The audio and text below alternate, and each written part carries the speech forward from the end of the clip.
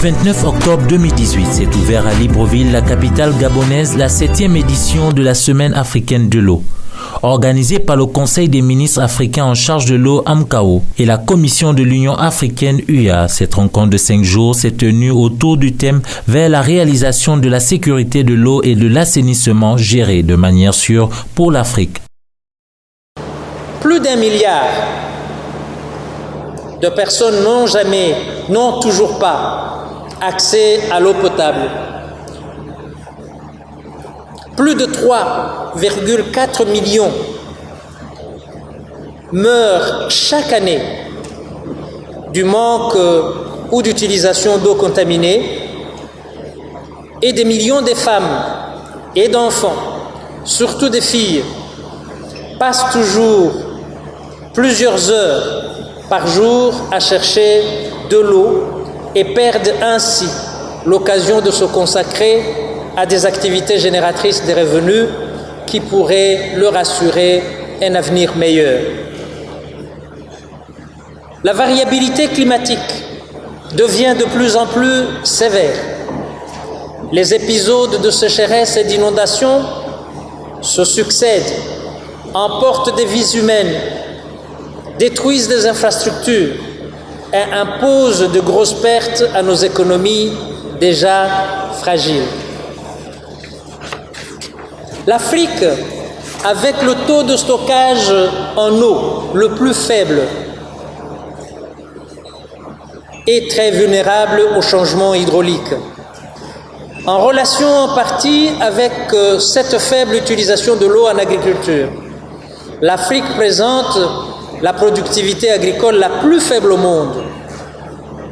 Sans investissement très important en infrastructures hydrauliques pour stocker l'eau, les économies africaines continueront d'être vulnérables aux sécheresses et aux inondations.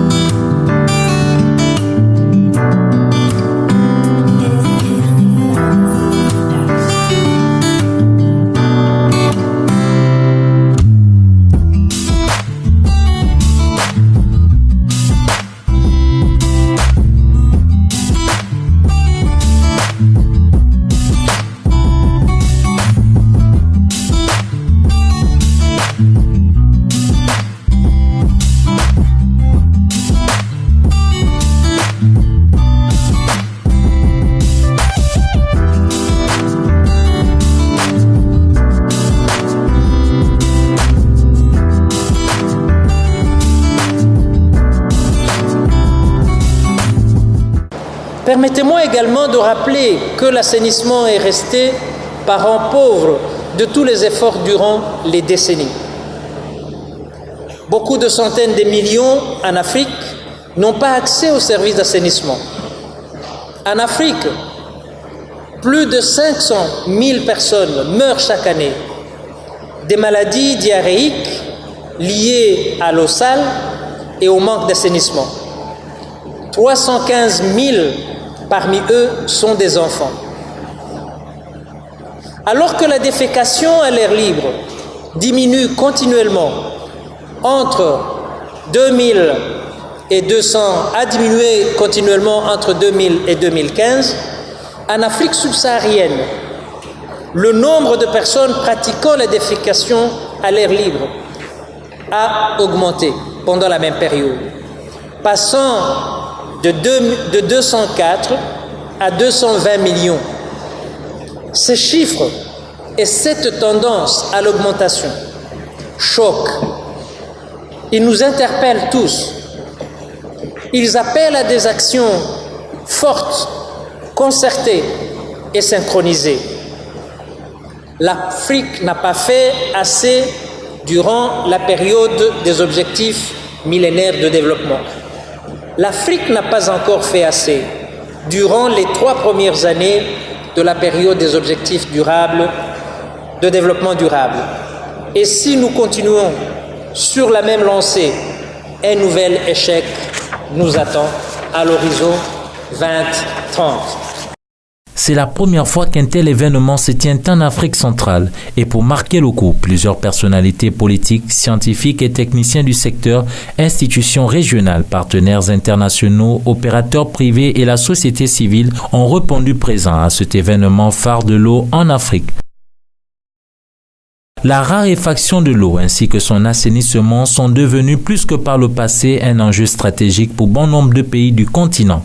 Les acteurs de ces questions, à travers cette rencontre qu'ils qualifient de haut niveau, entendent traduire l'engagement politique majeur des États à la recherche collective de solutions idoines à la problématique de l'eau et de l'assainissement en Afrique, comme le recommande à l'horizon 2030 le 6e objectif de développement durable.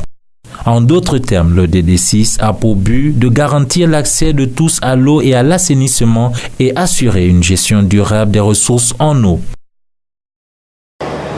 Mesdames et messieurs, comme nous le savons, les défis liés au réchauffement climatique auxquels le monde entier, par l'Organisation des Nations Unies, fait face, couplés aux besoins des États et des peuples à se développer, met en exergue aujourd'hui l'absolue nécessité d'une gestion durable de l'eau qui est source de vie pour l'ensemble des êtres vivants.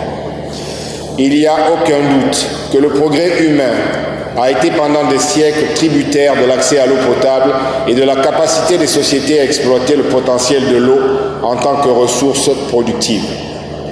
Il existe également un consensus sur le fait que l'accès à l'eau potable et à l'assainissement conduit à d'autres conséquences sociales positives, à savoir création d'emplois, prévention des maladies, amélioration de la santé humaine, réduction des inégalités entre les sexes, amélioration des résultats scolaires et productivité économique accrue. Cependant, une grande partie de la population mondiale, soit plus de 2,1 milliards, manque d'accès à des services d'eau et d'assainissement de base, dont 340 millions d'Africains qui manquent encore d'eau potable et plus de 553 millions n'ont pas accès à l'assainissement de base. Compte tenu de l'ampleur du défi à relever, l'année 2015 a marqué un tournant décisif pour la gestion des ressources en eau et l'assainissement, lorsque les États membres des Nations Unies, conscients que l'eau soutient le développement économique et le bien-être social, se sont engagés à assurer la disponibilité et la gestion durable de l'eau et de l'assainissement pour tous d'ici 2030, comme objectif numéro 6 du développement durable.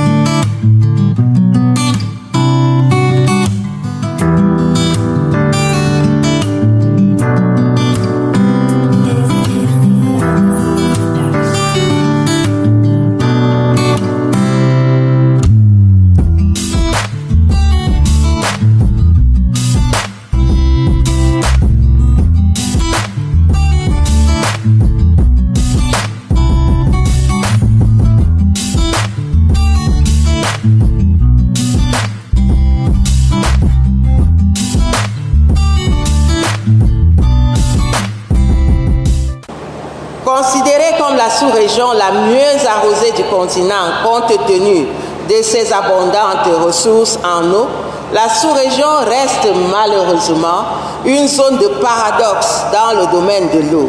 En effet, l'accès des populations à l'eau et à l'assainissement reste parmi les plus faibles du continent, alors que les taux d'accès pour l'Afrique subsaharienne se situent à 58% pour l'eau potable et à 37% pour l'assainissement.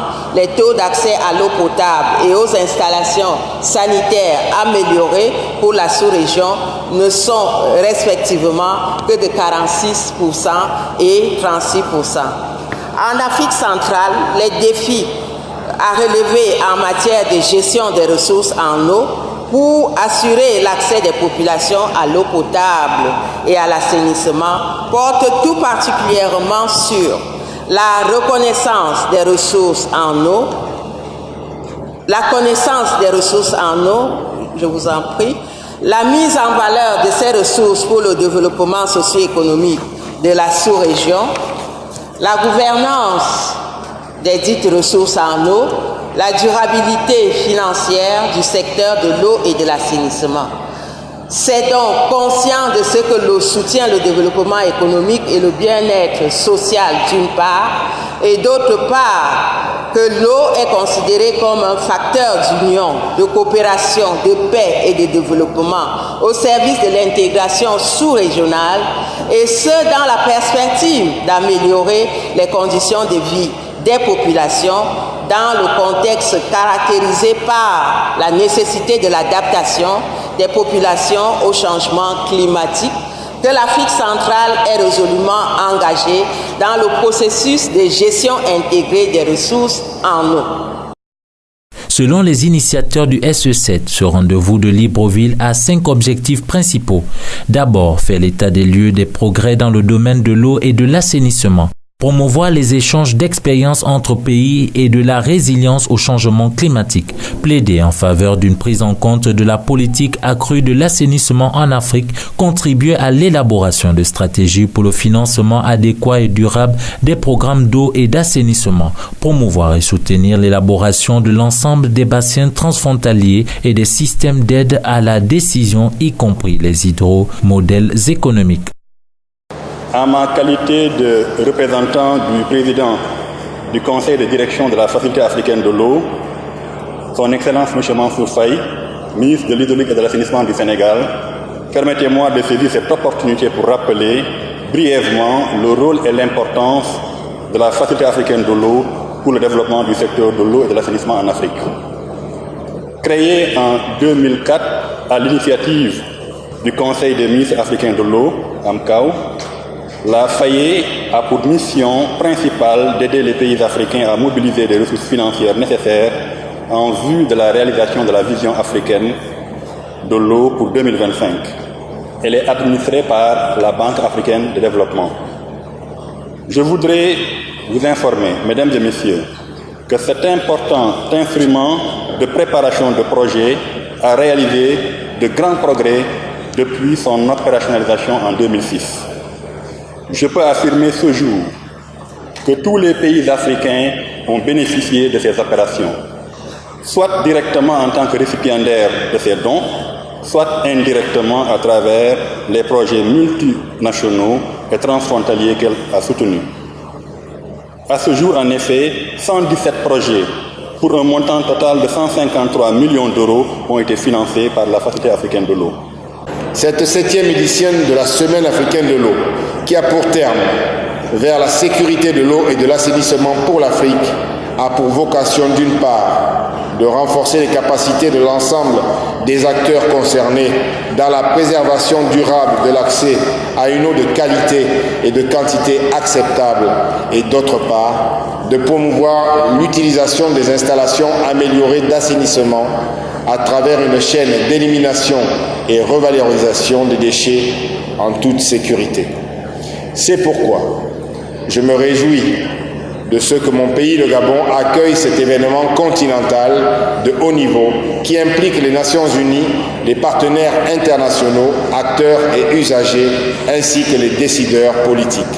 Mesdames et messieurs, le Gabon n'échappe pas aux préoccupations ci-dessous évoquées et nous avons besoin dès à présent de nous doter d'outils adéquats pour la prise en compte efficiente de ces problématiques. La 7e semaine africaine de l'eau a tourné autour des séances plénières, sessions thématiques, une journée focus pays et des expositions des professionnels du secteur. 6 ans après avoir abrité la 5e édition de la Semaine africaine de l'eau sous le thème « Placer l'eau au cœur du programme de développement post-2015 », Dakar, la capitale sénégalaise, sera en 2021 la ville hôte du Forum mondial de l'eau. Très important de faire la remarque que le Sénégal a eu déjà à accueillir une édition précédente de cette semaine de l'eau. Et en réalité, en 2021, le Sénégal, au nom de toute l'Afrique, va accueillir le 9e Forum mondial de l'eau. Donc ce sera non seulement pour l'Afrique, bien sûr, mais ce sera aussi pour le monde entier.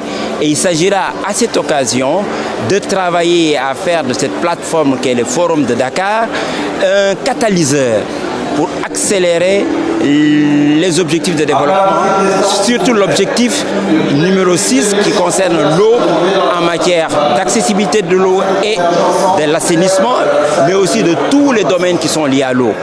Le Sénégal entend s'investir dans la préparation de ce forum avec le soutien de tous les États africains, mais aussi de tous les acteurs privés, universitaires, sociétés civiles, culturelles de l'Afrique, pour que nous puissions relever ensemble ce défi qui est le défi de l'Afrique, mais qui devrait nous permettre d'améliorer sensiblement les résultats en matière d'objectifs de développement durable. Et le ministre l'a rappelé ce matin, il est clair qu'avec la tendance actuelle, nous ne sommes pas sur la bonne voie pour atteindre l'ODD 6 et nous voulons, à travers le forum de Dakar, faire en sorte que oui, cette plateforme de Dakar nous offre l'opportunité de redynamiser les choses, de faire un tournant pour véritablement amener le monde entier dans la solidarité à atteindre cette ODD, notamment pour l'Afrique.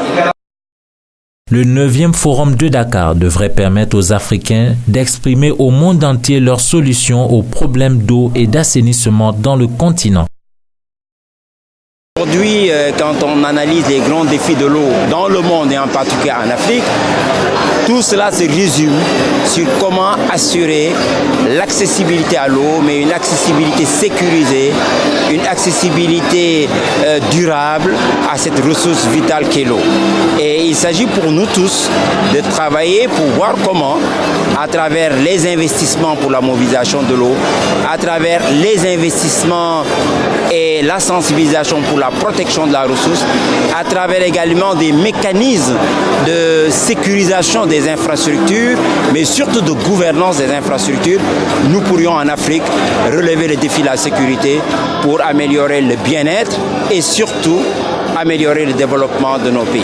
Il s'agira de voir au niveau des États comment les efforts importants qui sont déjà faits pourraient être renforcés pour que cette denrée vitale qu'est l'eau soit véritablement une denrée accessible. Donc renforcer les budgets qui sont alloués à la ressource eau, mais surtout aussi renforcer les institutions qui ont la charge en matière d'investissement et surtout d'exploitation d'assurer cette sécurité de l'eau pour les populations. C'est lors de la 11e session ordinaire de l'Assemblée des chefs d'État et de gouvernement de l'Union africaine à Abuja, au Nigeria, que le Conseil des ministres africains en charge de l'eau, AMCAO, a été créé en 2002. L'une de ses principales missions est de développer une stratégie de mise en œuvre des engagements de Sharm el-Sheikh en Égypte en vue d'accélérer les progrès dans le secteur de l'eau et de l'assainissement en Afrique. C'est dans cette optique que le conseil d'administration de l'AMCAO a institué la Semaine de l'eau. La première édition s'est tenue en 2008 à Tunis, en Tunisie, et avait pour thématique accélérer la sécurité de l'eau pour le développement socio-économique de l'Afrique. L'année suivante, la SE2 s'est déroulée dans la ville de Minra à Johannesburg en Afrique du Sud. Entre 2010 et 2016, l'Éthiopie, l'Égypte, le Sénégal et la Tanzanie ont également été les pays hôtes de l'événement. À l'issue de la 7e semaine de l'eau, le Gabon s'est vu transmettre les rênes de la présidence du Conseil des ministres africains en charge de l'eau, AMCAO, pour un mandat unique de 2 ans. Cette rencontre de Libreville a permis aux différentes parties prenantes d'évoquer entre autres les questions de sécurité de l'eau, les infrastructures, les investissements, les innovations, mais surtout les choix, approches et actions pour l'assainissement géré de manière sûre en Afrique d'ici 2030.